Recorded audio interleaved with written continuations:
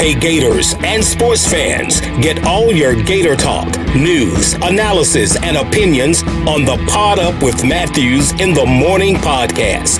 Find us on your favorite podcast platform or watch us on Facebook Live between 8 a.m. and 9 a.m. every weekday. Pod Up, because we are Gator fans. So say it's great to be a Florida Gator. Good morning and welcome to a Tuesday edition of Pod Up with Matthews in the Morning from the Crime Prevention Security System Studios, large enough to serve you, small enough to care. It's Tuesday. You know what that means? That means good old Buddy Martin. And our second portion of the show, we're going to have the all-time leading pastor at the University of Florida, Chris Leak, join the program. But first, we got a lot to talk about, so let's head on down to Ocala to our good friend, Buddy Martin. Good morning, Buddy. How are you? Good morning, Shane. I think I'm probably among the people who are pretty happy today. If you'd like Florida to win and you'd like an SEC East title, I just have to figure out how Gator fans are going to celebrate it, because look what's coming around the corner. Yeah, I mean, that's your number one goal, buddy, is to win the SEC East. I think people take it for granted, but shoot, Coach Mullen, this is his first one. And it was a good one to win, in Neyland Stadium. That had to be a good feeling in front of wasn't a whole lot of folks there, but it is what it is. It's your first step to getting to Atlanta, and we will be in Atlanta in about 2 weeks. 19th. Mm-hmm. Yeah, 19th. So what did you think about the Tennessee game? Well, I think a lot of people are kind of disappointed that they relaxed in the second half and let Tennessee put some numbers up. The game really wasn't close. It was a 31-7 game, and then there were some substitutions made in the secondary, which you need to make, and then some mistakes made. And really, I mean, look, at this point in time, I'm at that point with others saying, just get out of there with a win. And the rest of it doesn't matter, because even the beauty contest doesn't matter. Right now, it's about beating the next guy. And I asked Mullen this question in the press conference yesterday: how do you keep focus on this thing in front of you called LSU? It's an age-old question. Knowing out here, this is where you're about to have a chance to achieve your dreams, and you're going to play one of the best teams in America in a long time in Alabama. What do you do? And Mullen explained it basically. And it's a cliche. You know it. You've heard it. You've coached it. It's the next thing, next thing. Next thing. It is the ultimate cliche, one game at a time. Here it's like one practice at a time, then one game, whatever, and then see where you are. And I get that. That's the best way to do it. I even offered a word to Dan, which he sort of poked fun at me. I said, well, it's kind of like incremental, which means basically one increment at a time. And he sort of laughed at me about when I said that. But that is really it. It's what's in front of me right now, Shane. Yeah, it is. It's a lot's going into the game Saturday. I know it's LSU, it's a night game, yada, yada, yada, but it's senior night. And these seniors have been through quite a bit. I mean, I want to say this senior class was a part of that 4 and 8 team, if I'm not mistaken. Am I right about that? I'm not good at this stuff. I mean, I could tell you 30, 40 years ago, it seems like that was right. Well, didn't McElwain had a really bad year, right? Yes. Yes. Of course, this last year he didn't even finish. Yeah. So I want to say Kyle Trask and his class were part of that 4-win team. No, I think they were. They had to be, because it's only been 4 years ago. Yeah. So, they've been through a lot. This year they've been through a lot. Obviously, it has not been a normal football season for this senior class. But I'll say, to their credit, I mean, they've had a heck of a year. And you just got to go out and take care of business. LSU is not very good. I don't care what people say. This is their bowl game. They're awful. Okay, they are. But the SEC is awful. I'm the biggest SEC homer you will ever find. But buddy, there's some bad football. Do you realize we've only beaten one team with a winning record? Yeah, and we did the research on it last night in terms of the winning record, and I think it's something like 33 and 50 or 41. I don't know. It's not a good overall, but I'm going to take that back. I take that back. We've beaten 2 teams. Missouri's now 5 and 3. Actually, I think 3 teams. Who's the other one? besides well, of Georgia. course, you can't count 4-4 as a winning record, but No. but Ole Miss No. is, that. So, but we did the numbers on it last night. Franz Beard did a good job. I'm not good at numbers, and we looked at it, and look, here's the bad thing about it, Shane. You know this. When you play league-only conference schedules, somebody's got to win and somebody's got to lose. So when you get Alabama and you get Texas A&M and you get Florida all winning, that means some teams got to lose. No. I get that. I'm just saying from a talent standpoint, just sitting, I watched Missouri in person and Arkansas. They're two bad football teams. It was a fun game to watch, though. It was really a lot of fun. They're great. Their story's great, yada, yada, yada. But the story is every conference is like that this year. Right, that's the point. It's not just the SEC. No, I agree. Horrible in the ACC, horrible in the Big Ten. And Shane, let me just take this position real fast. This has been a remarkable year, what Mullen has done in the pandemic with this team. Which you got to tell me. You got a son on the team. This team could have folded its tent a long time ago, as did others, by the way. That's what you're talking about. Some teams basically, and the LSU is one of them. I mean, that is beyond a dumpster fire at Baton Rouge. Hey, Shane, the national champions just fell off the mountaintop and into oblivion. I talked last night to a guy who covers the team, Matt Moscona from ESPN of Baton Rouge and New Orleans on my show, and he said, in a million years, if you told me this would happen, I wouldn't think it. And it all started with getting the wrong defensive coordinator. Well, that's true, but again, remember now. When Tim Tebow graduated, we went several years without stability at that position. Well, LSU just lost one of the greatest players in college football history, and they don't have that stability. You know what I'm saying? Now, defensively, they're playing horrible. I agree with that, but it just goes to show you.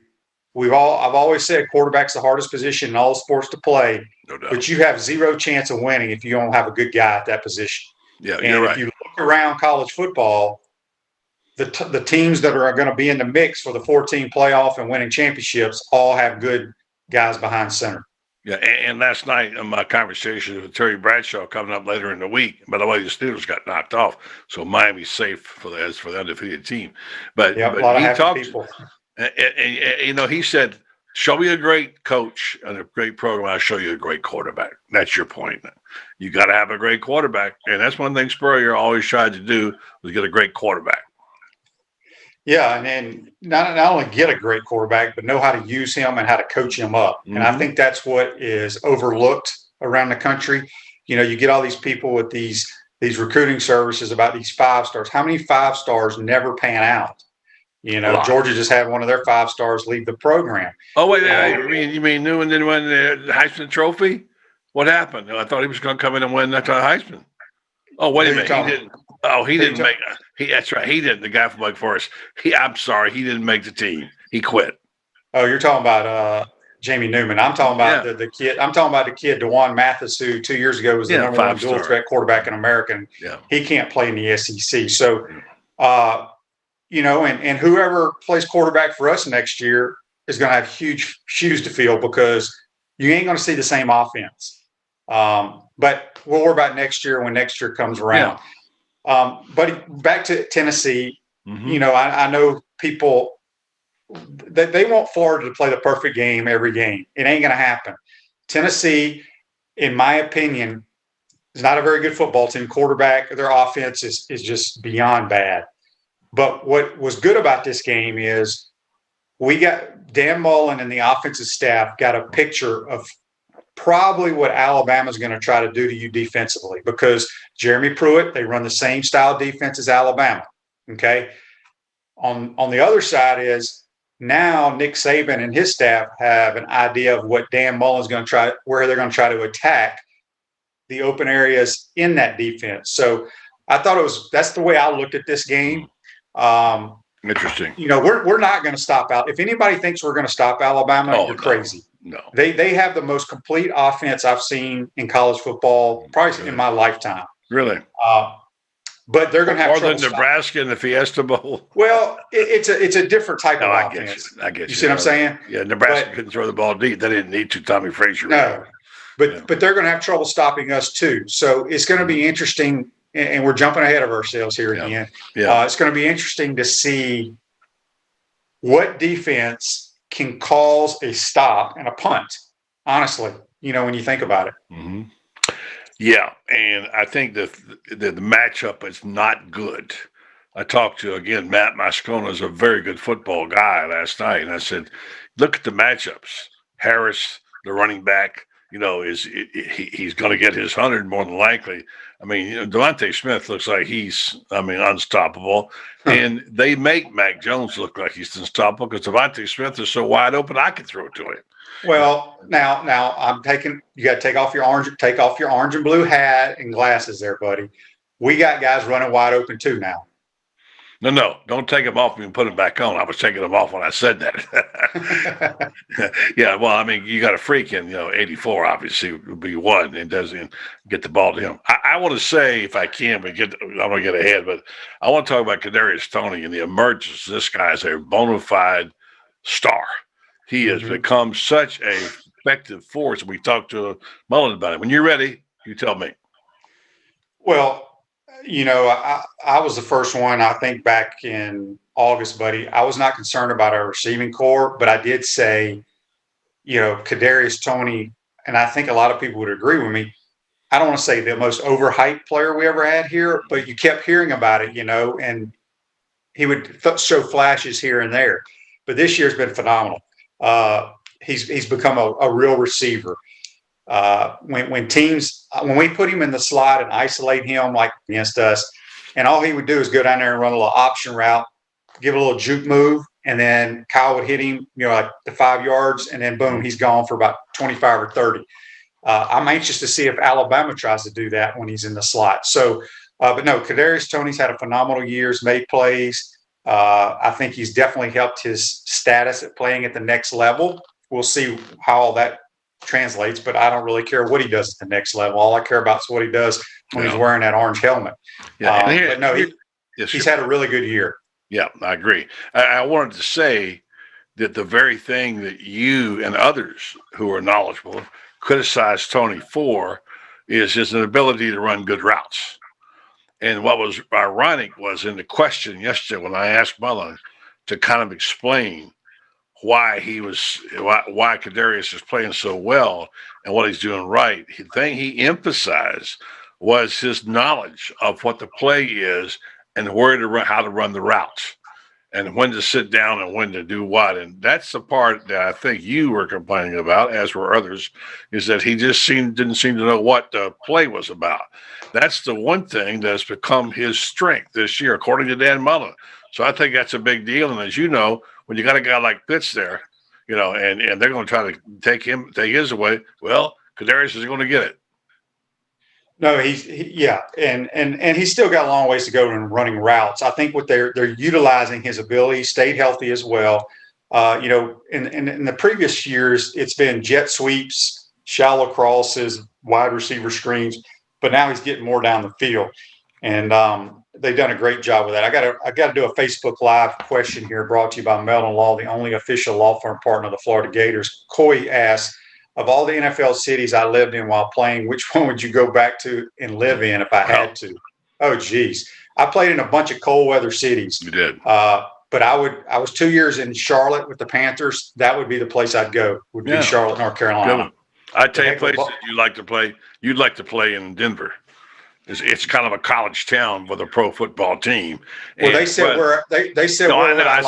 no, I heard you. But I'm saying you would have loved Denver had you played there. Oh, I'm sure. Green Bay's my favorite place because you're talking about a college town.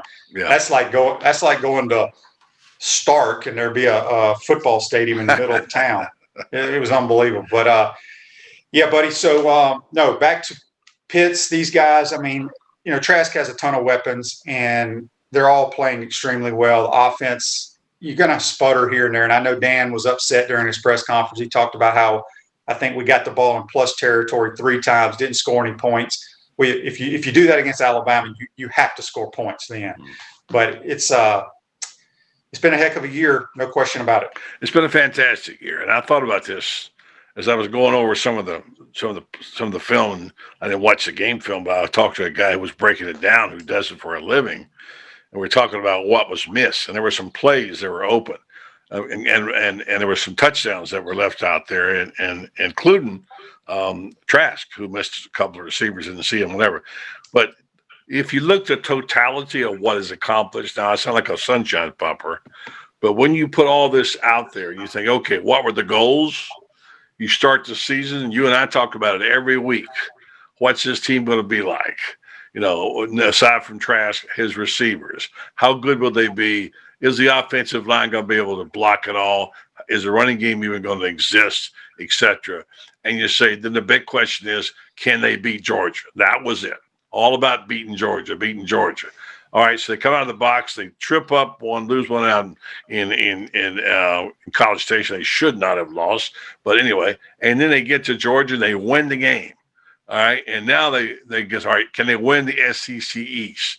They haven't played great the last 3 times out, but they mission accomplished. They won the SEC East. Now they can finish off with a 9-1 record, which I think they won 9 SEC games twice. You guys might have been one of the teams. Beating 9 SEC opponents is amazing. And then you say, okay, can they win? Can they beat Alabama? Well, no, they can't. Well, they couldn't beat Georgia 5 months ago. Now they beat Georgia. So I'd love it in this pandemic year when so much has gone wrong and so much was much overcome. When you take this body of work and you look at it under a microscope and you take 25 years down, look back, Mullen has done a fantastic job. Oh, there's no question about it, man. He's done outstanding, and it's only going to get better, buddy. Let me read you a Facebook Live here brought to you by Melvin Law, the only official law firm partner of the Florida Gators. It comes from Danny. The #1 high school tight end, Eric Gilbert, signed with LSU and now plans to transfer. He's from the state of Georgia.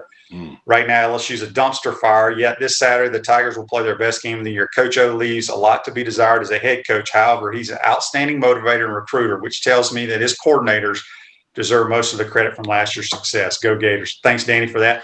Eric Gilbert, he was going to be the next Kyle Pitts. This dude was a stud. People think he's now going to go to Georgia. Who knows? But he's left their program. Played last week for LSU against Alabama. But yeah, Coach O is not really a head. I mean, he's a head coach, CEO type guy. They will play hard, but they ain't very good. But back to Coach Mullen, buddy. I mean, gosh, what can you say? I mean, he's done everything you can ask for since he's been here, and I'm a firm believer that the program's headed in the right direction. It's only going to get better. And I know people worry about recruiting and all that, because we don't recruit as well as Clemson and Alabama. But once our facility's built, things will change. Trust me on that. Well, he's doing pretty good at coaching up those 4 stars, I'd say, right now. And so he just need to transfer portal. And look, you say there's no perfect game. There's no perfect place. You think Nick Saban doesn't have problems? You think Dabo doesn't have problems? You know, a lot of things can happen. You look at Georgia. Georgia was supposed to have the greatest defense in the history of the game, and the best offensive line, all this stuff, and all this great. Didn't work out that way. Shane, you played the game. Things don't always turn out like they're supposed to turn out. So I think what you look at is you're, again, incrementally where you are right now. And yeah, if I said to you, Florida is only going to be able to rush for 19 yards against Tennessee, you just said, that's it, they're going to lose. Well, guess what? They did rush for 19, and they did win, and they won rather handily. So what's that about? Mullen joked about it yesterday in the press conference, said, well, you know what? Maybe I'll come out in the wishbone against LSU. He said, we didn't really emphasize the running game. Had we emphasized the running game, we probably would have done better. We'd have rushed for 100 yards. You think that's the case? I don't know, and I honestly don't care, and I don't think he cares, because here's the deal. He's paid to win football games. If that's – and Kyle has thrown the ball a ton this year, probably more attempts than any other quarterback we've ever had. And a damn thing wrong with that, buddy, because it gives you the best chance of winning. What do we do best? We throw and catch, okay? Is it great to be balanced? I guess. I don't know. I don't get caught up in being a balanced offense. I think it's overrated. Bottom line is win the football games, take your best players, utilize what they do well. Next year, folks, we're going to be a running football team. Get ready. but enjoy the passing game this year. And we may run the ball a bunch against LSU for all we know. But to beat Alabama, we're going to have to throw it. I don't disagree with that. I wasn't one of the ones screaming about the 19 yards. I was actually screaming, throw the football, because every time they tried to run it, they got nothing. Just go ahead and put it out there. Well, that's smart coaching. The people that want to sit there and say, we need to be a balanced team, we need to run for more yards. No, your job is to move the football and win the football game. Mm-hmm. And that's throwing the football right now. Mm-hmm. And it would not shock me against Alabama. Now, depending on how many plays we have, how much we have football, I would not be shocked if Kyle doesn't have over 50 pass attempts. Why not? That's what moves the football. And it's going to be, like you said, last guy with the ball. You just don't want to get boat raced. That's the thing I think Gator fans. Right now, Gator fans are thinking, well, I want to celebrate. I want an SEC East. Uh-oh, wait a minute. Here comes Alabama. I can't celebrate too much.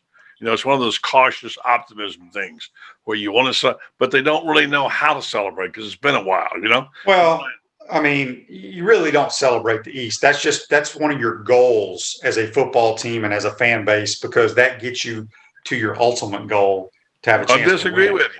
You celebrate beat Georgia. You celebrate each one. Like Gator fans. I'm not talking about the team. Fans need to celebrate these successes. I get that, but I mean, the Georgia was a month or 2 months ago. I'm talking about then, but I'm talking about then when they beat them.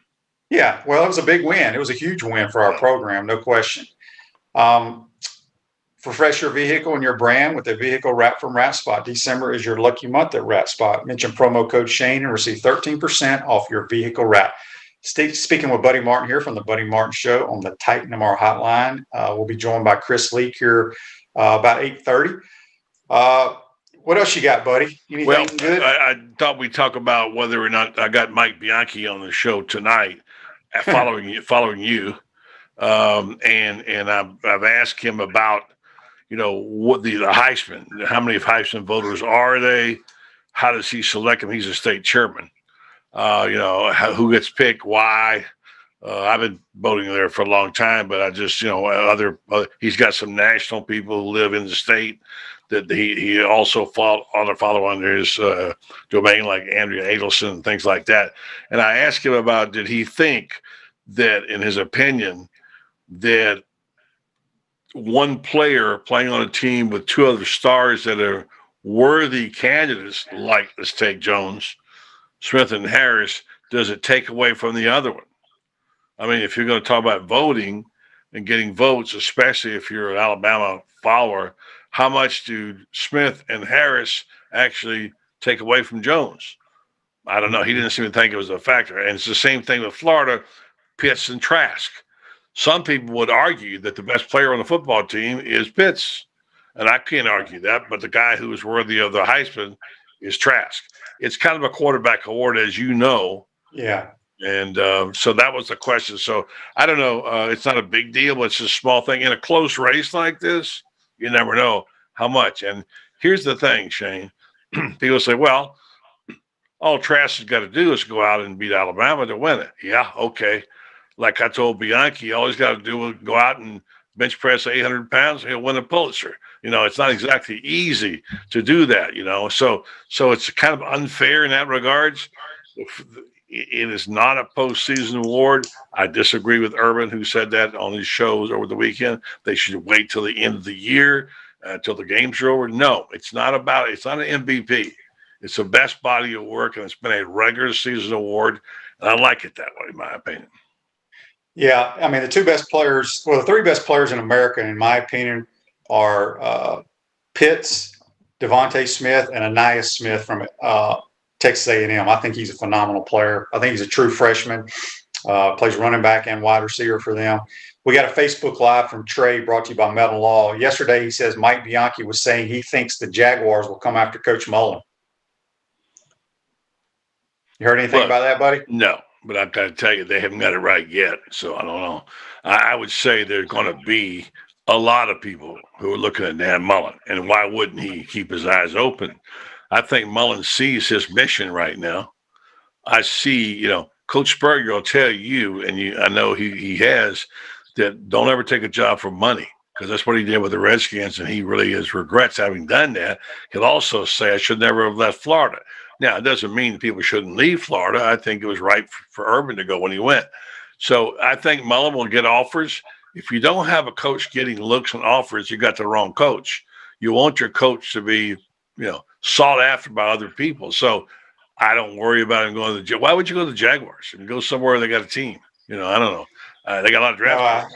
I agree, buddy. Back to the Heisman, because I'm sure you punched the numbers, or Franz has, or somebody. Because I was talking, or I read somewhere. Okay, obviously everybody wants to compare the stats of Mac Jones and Trask, and they're pretty similar. But I heard somewhere, and I don't know if this is a fact. Maybe you can correct me. They say from a statistical standpoint, Mac Jones has faced better defenses than Trask has. And Trask has played more snaps because he's played more fourth quarters than Mac Jones has. I don't know if any of that really matters. But have you heard anything along those lines? I'm not a numbers cruncher. That's Trans's job. They don't trust me to do it over there at Gator Bait. I let him crunch them, but I can tell you what I think about. The only number I think about is, besides the W's, is 38. 38 touchdown passes. Are you kidding me? He's going to have over 40 at the end, and I don't care what league you're playing in, who you're playing against. That's a whole bunch of touchdown passes. And in my opinion, I think one thing that helps Trask, believe it or not, and these are writers who are voting mostly, there's a few others and former players, is the story behind it. How could you not love a story of a guy who came out of nowhere, out of mothballs, never started a game in his entire life and got there, and now is probably going to win the Heisman? That is a fabulous story. So I think that helps you. But I mean, look, you can take those numbers and do anything you want to with them. Well, because the people from Alabama will argue with you about the numbers of 38 touchdowns, and I don't know how many Mac Jones has, but they'll be like, okay, well, y'all have no rushing, y'all hardly have any rushing toucdouns. Yeah. All y'all have to do is throw the football 50 times a game. You see what I'm saying? Yeah. So I'm just curious. Yeah. I'm just curious how voters may think, when they look at the body of work. Compared to his body of work, because he has to spread the wealth with a running back, where Trask doesn't have to spread the wealth with a running back. Yeah. You see what I'm saying? Yeah, I see what you're saying. Yeah, and I agree to that to some extent. But here's what matters: who wins the game head to head, and the overall numbers, the passing percentages, probably, and the touchdown passes, and the lack of picks and efficiency and whatever. You can take any number you want to and say, I'm going to give you Trask, I'm going to give you Jones. The only thing I see the major difference is I think Jones throws a better deep ball, at least what I've seen. Other than that, I think you got the perfect point guard. You got a Magic Johnson type quarterback who distributes the ball. I was going to go down today and look at all the passes caught by all the players. I mean, it's amazing the number of touches that these receivers have gotten, because Trask knows where to put the ball, and he's got you in the corner of his eye. I think that's an asset he's got. So, I mean, look, I am prejudiced, of course, but I think right now it's Trask's trophy to lose. No, I'm with you. Now, my counterpoint to you about how he distributes the football, which he does a great job, and Grimes, Copeland, and Tony would have a lot more catches than they have right now if we, as a coaching staff, didn't rotate our receiving core every series. Sure. That's why, and what's great about it is Billy Gonzalez, I don't know how he keeps these guys happy, because usually your starting receivers play about 80% or 85% of the game, right? Well, like I've said it many times on this show, the first series, Grimes, Copeland, and Tony are in the game. The very next series, they're out of the game. And we have our backup, our twos, in the game playing. And that's how he gets to get the ball distributed to those guys, but it also gives those guys a lot of playing experience. But, I think, if I'm not mistaken, Pitts, Tony, and Grimes, we're the only school that have 3 receivers with 8 touchdowns. Those 3 have 8. But just think, if they played the entire game, how many they may have. Well, look at the tight ends when they lead the nation in touchdown passes. You could actually put a formation on the field. I almost asked Mullen this. How about a bunch of 3 tight ends on the right? You go out, put them all in the same formation. Imagine those 3 big guys out there all at the same time. I wouldn't be shocked to see that before the end of the year at some point, especially on the goal line. Yeah. So anyway, what you got on the show tonight, buddy? Well, you bring your A game. We'll talk about obviously. And by the way, we didn't mention Beamer. I don't know. We'll save that for tonight. That was a good hire by South Carolina. You think it was a good hire? I don't know. I really thought about it. I don't think I've got it. I mean, obviously he knows offense. He was in Alabama. He was in Oklahoma, and he's got the heritage and his dad and all that.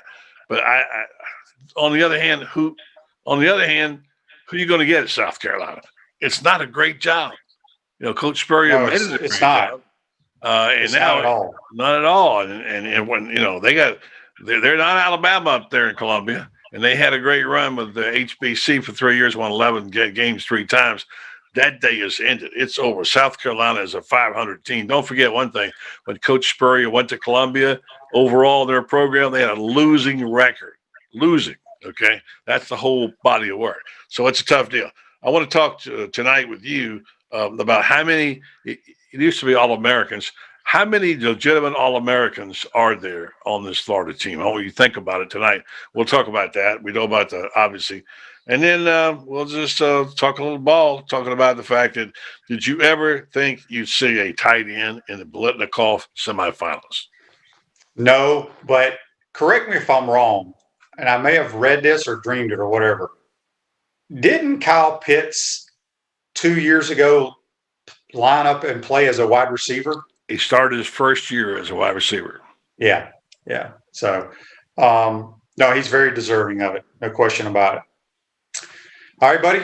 We'll join you tonight, my man. Appreciate you joining the program. Ask Chris Leak about that senior year when he went to Coach Meyer and said, let me take it downfield. And Chris Leak took it and bing, bing, bing down the field. He scored one.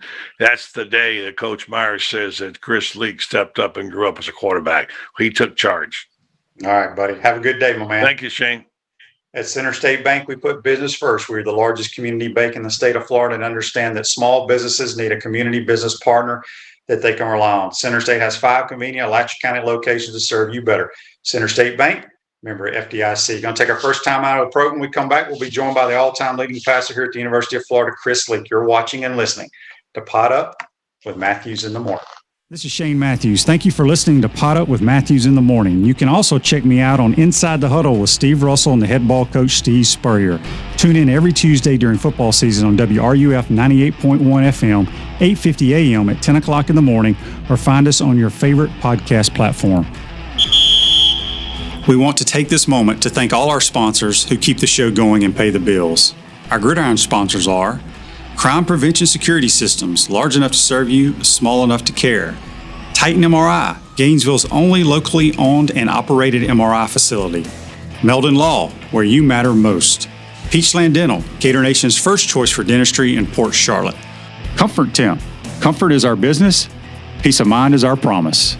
Celebration Point Town Center, Center State Bank, Chris Doring Mortgage. Some of our touchdown sponsors are Campus USA Credit Union, Adams Ribs, Doreen Wiebe Realtor, Caldwell Banker MM Parish, Gator Dominoes, Celebrate Primary Care, Davis Gainesville Chevrolet, Miapa Latin Cafe, Rap Spot, Okido America, Gators Dockside, Radware for all your promotional needs, Style Cuts, Ironwood Golf Course, TB Financial, Meadowbrook Golf Course, Dar Shakow Insurance.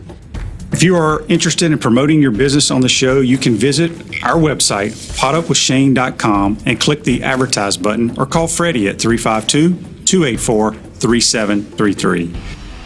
Again, thank you for all the great businesses that support the show. Please remember, if you like what we are doing here, thank our sponsors and support the businesses that support us.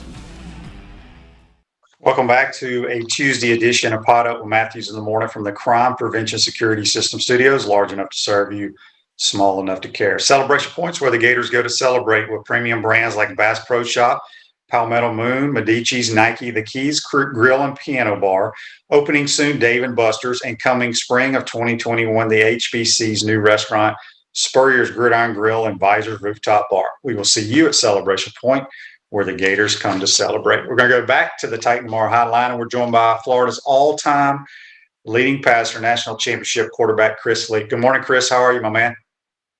Hey, Shane. Thanks for having me.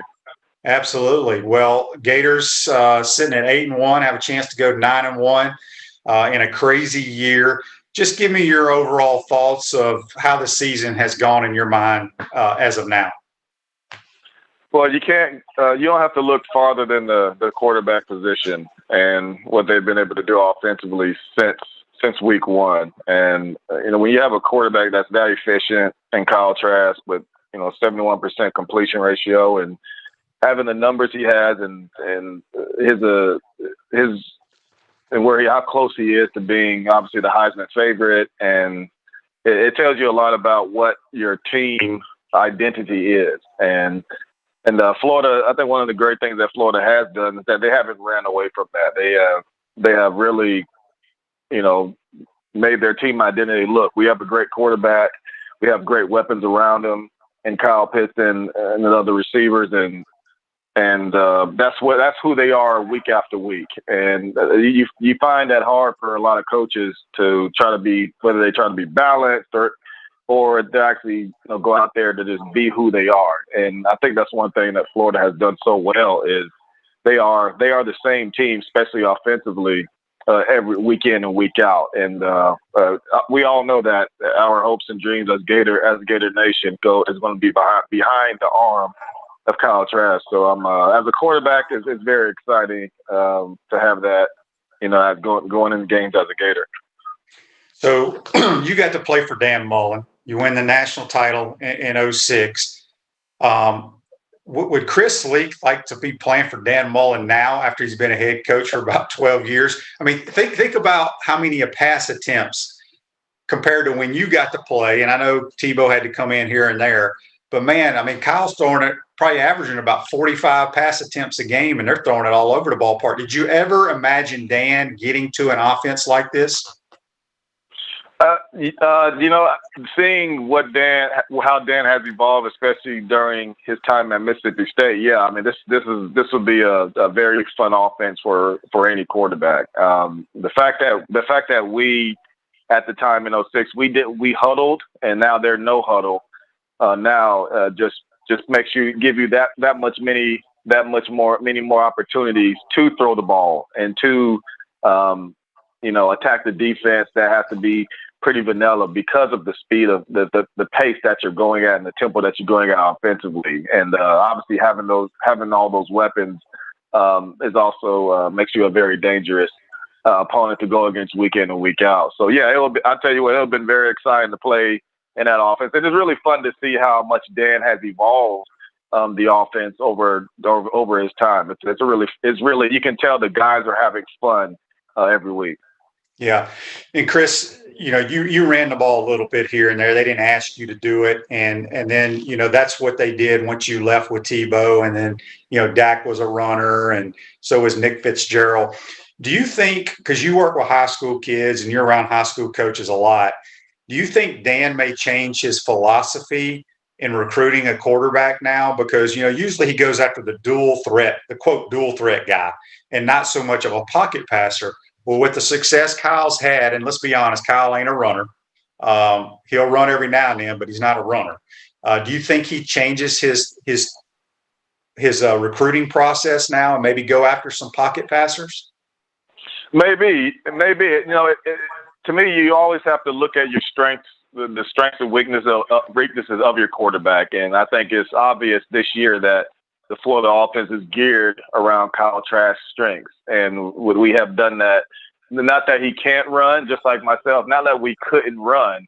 What we specialize in is throwing the football. And obviously Kyle has been able to do that very well and very efficiently this season. So I think this day and age you're going to find more kids, even if they're labeled as a pocket passer, that they can still move around and move the pocket. Maybe not as much as a dual threat quarterback, but I think one of the things that you cannot overlook when you're recruiting quarterbacks is how accurate is he and how efficient as far as his completion percentage, his TD INT ratio. I think those are some of the intangibles that you have to look at as a quarterback, because how accurate you are, especially at the college level where quarterbacks, they can be far to the right or far to the left when it comes in terms of that, unlike the NFL where most guys are, in that they miss pretty much 6 inches one way or the other.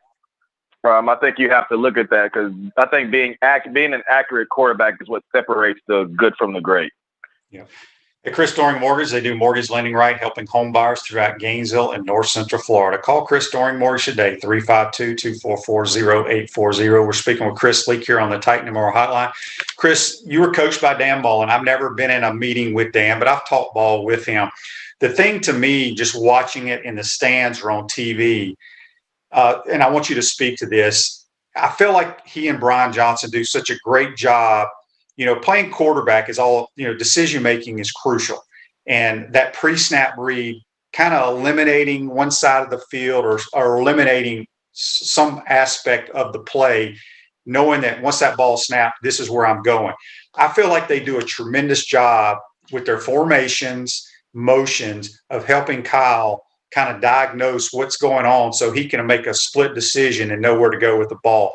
Did he talk about that, or is that something where Dan has evolved over the years of kind of making his system quarterback friendly? Yeah, you hit it right on the head. When the ball, you can tell when Kyle, when he's back there and the ball is snapped, he definitely has some idea, whether it's definitive or not, where he's going with the ball. And the quicker the quarterback can get the ball out of his hand and into the hands of his playmakers, makes him that much more difficult, helps the offensive line with protections, and gets the ball in your playmakers out in space, which Dan wants to do.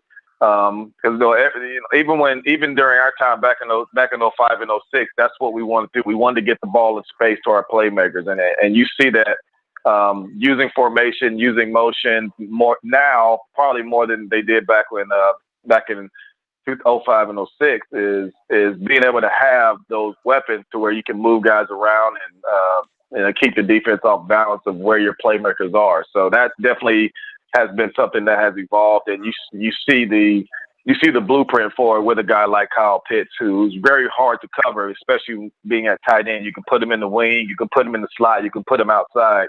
You don't know where he's going to line up every time, and he's a matchup nightmare for most defenses, whether they're corner, safety, or backer. So, yeah, that's definitely, you hit that right on the head. That's definitely something that you can tell that Kyle knows where his best matchups are, and it almost becomes like a lot of offenses today in college football. It becomes basketball on grass. You find your best matchup and let them go play. Yeah, we got a Facebook Live here brought to you by Melton Law, the official law firm partner of the Florida Gators. It comes from Russell. Good question here. Chris, you guys were huge underdogs going into that Ohio State National Championship game in 06. Nobody gave y'all a chance. What would you tell the team going into this Alabama SEC Championship game? Well, I would say the pressure is on Bama. We just need to go out and be who we are and who we have been the entire season. Now, understand it's going to take our best game to win this ball game, as most people can probably attest to watching that Ohio State National Championship game. We did not make many mistakes offensively, defensively.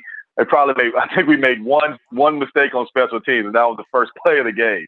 And but other than that, we were very efficient into our game plan, and I think you'll see some things this week against LSU that Dan has actually game planned for Alabama. I think there'll be some wrinkles in there that he's going to run that I think people should watch out for, and also to give Bama something more to prepare for as they watch the film going into the SEC Championship week. So I think there will be some things that we see maybe a little bit different, but we are going to be who we are in order to win that game. And that's put the ball in the hands of our quarterback, and which is what you can attest to. Play great defense. Keep them.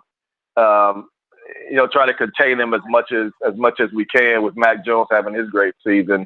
But I think it's going to be an awesome game to watch. I think it's going to be one of the best Florida Alabama game that you've ever seen in this matchup. As you know, Shane goes way back, even to when you played. So I'm excited to watch it. I think we have just as good a chance as anybody in that game, and I think the Gators are up to the challenge for sure. Chris, we got a text here on the Titan Wire text line. It comes from Joe. He says, Chris, what do you look for in a quarterback? And I guess he's talking about, people get so caught up in the arm strength and the size and all that kind of stuff. What are some of the things that, you work with kids, but what do you look for in a quarterback? Well, I think number one thing, and you see this in Kyle Trask's development from last year to this year, it's nothing that I came up with. It's something that I actually learned from the great Bill Walsh. It's called functional intelligence, and in the simpler terms is being able to multitask in a highly stressful situation. And that's one thing that I've seen this Florida offense be able to do. The more that has been able to put on Kyle to operate the offense and make adjustments pre-snap, seeing things post-snap. It just opens your offense up. So a quarterback, and when you think about terms of operation, he has to think about at least 12 things every single play. That's at the least. Sometimes it's more. And so being able to categorize those things in highly stressful situations is very, very important. To see if a child, whether you're 12 years old, 18, and moving up, it's very important that you're able to categorize things very quickly within 20, 14, 15, 20 seconds, and still be able to operate and go and be accurate and do all those things that you work on fundamentally. So I think functional intelligence would be the first thing that I look at as far as the characteristic of a great quarterback. Yeah, that's awesome stuff there. So, Chris, let's talk about Kyle Pitts real quick. You've been around football a long time, played a lot of ball. Have you ever seen anybody with the body, the ball skills, just the big body, his catch radius? You ever seen anybody like him? I've played with a couple guys, Cornelius Ingram, Ben True, but Kyle's just he's almost like he's almost like his own anomaly of the position. He's a very special, and I mean even some guys have wanted to say he's the most dominant player in college football this year. He's such a tough guy to figure out what he is. Is he a tight end? Is he a big receiver? The kid can probably line up at DN if he wanted to, and probably be successful. I mean, he's big, he's strong, he's fast.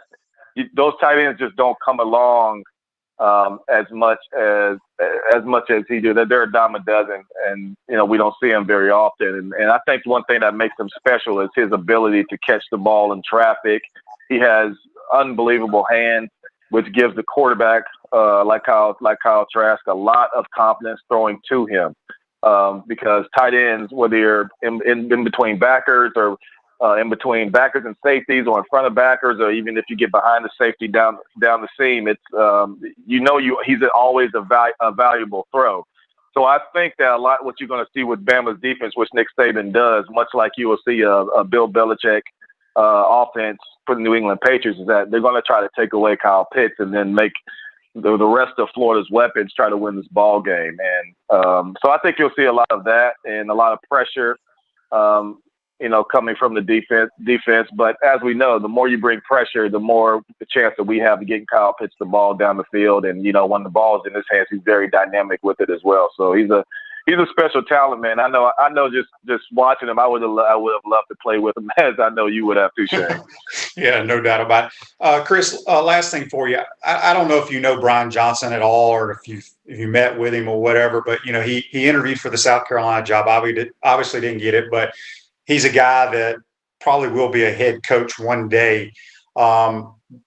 Just talk about, my son's a quarterback and he absolutely loves him. And I don't know if you know him at all, but just talk about what you've seen from him, how he's handled and helped Dan Mullen with the quarterbacks. Yeah, I've gotten to know Brian over the years, probably just as much as you have. And, just being in the meeting rooms, sparingly, just listening to him, the way he coaches. And it's I tell you what, he's a special guy, man. The way he approaches developing quarterbacks, and obviously learning a lot from from what Dan, but he's also kind of taken it and made it his own, made it his own, and done it his own way, which I was really excited. I thought he was definitely in contention to get that South Carolina job. There will be, I think, an SEC job, especially because he's that dynamic of a coach. Definitely from an offensive perspective as well. I mean, he's that dynamic. He's that good. He's that organized. And I know it's going to be a bittersweet day when we see him take his first head coaching job. But I tell you what, I hope he stays with the Gators for a little bit longer. Yeah, I agree with that. Last thing, Chris, let everybody know you're kind of consulting, you're coaching kids. Just let everybody know what you're up to today, and if they want their kid to be trained by you, how they get in touch with you. Yeah, I have my quarterback academy. It's called Airstrike Passing Academy, and you can reach me at airstrikepassing.com. I cover 18 counties throughout the state, and whether it's from youth, middle school to high school, and I'm help quarterbacks train, whether it's one-on-one, group sessions, year round. And it's a very, very exciting time. Most of the kids that we have right now, it's playoff time, so it's very exciting right now for high school football, and also getting into our FBU down in Naples, and starting to begin training for 7-on-7 season, which is right around the corner in December, January. So a lot of football still going on, and Florida's a heavy football state year round, so it's a really exciting time with high school playoff, FBU national championship down in Naples, and 7-on-7 season right around the corner. So yeah, airstrikepassing.com is how people get in contact with me, and sign up and get your quarterback training going. There you go. Well, Chris, we appreciate you taking the time to join us. Be safe down there, and we'll talk to you soon, buddy. Thanks, Shane. Appreciate you. Yep, that's Chris Leak, the Gators' all-time leading passer. Join us on the Titan MR hotline. We're going to take a final time out of the program. When we come back, we'll wrap this show up. Hey, Gator Nation, this is your former head ball coach, Steve Spurrier. Check out our show, Inside the Huddle with Shane Matthews and Steve Russell, every Tuesday during football season on 8:50 a.m. and 98.1 FM WRUF at 10 o'clock a.m. We want to take this moment to thank all our sponsors who keep the show going and pay the bills. Our Gridiron sponsors are Crime Prevention Security Systems, large enough to serve you, small enough to care. Titan MRI, Gainesville's only locally owned and operated MRI facility. Meldon Law, where you matter most. Peachland Dental, Gator Nation's first choice for dentistry in Port Charlotte. Comfort Temp, comfort is our business, peace of mind is our promise. Celebration Point Town Center, Center State Bank, Chris Doring Mortgage. Some of our touchdown sponsors are Big Mills Cheesesteaks, MB Listing, Cornerstone Financial, McDonald's Gainesville, My IT Masters, Gainesville Neon and Signs, 84 Lumber, Tropical Smoothie, Chick-fil-A on Archer Road, Aver and Smith Personal Injury Attorneys, Orange Theory Fitness, PRP Regeneration Specialist, and Dowling Signs. If you are interested in promoting your business on the show, you can visit our website, potupwithshane.com, and click the advertise button, or call Freddie at 352-284-3733. Again, thank you for all the great businesses that support the show. Please remember, if you like what we are doing here, thank our sponsors and support the businesses that support us. Welcome back to this Tuesday edition of Pot Up with Matthews in the Morning. Comfort Temp, comfort is our business. Peace of mind is our promise. This month, get a free annual maintenance plan with every residential duct cleaning purchased, $199 value. Our service department is available 24 hours a day, 7 days a week.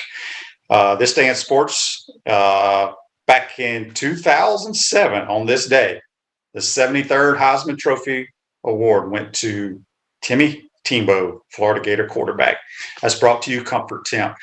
Make sure you tune in tomorrow. Follow us, like us on Facebook Live, YouTube, Spotify, all that good stuff. But tomorrow's show, we'll have JC, but we'll have Chris Rainey, former running back for the Florida Gators, part of a national championship team as well.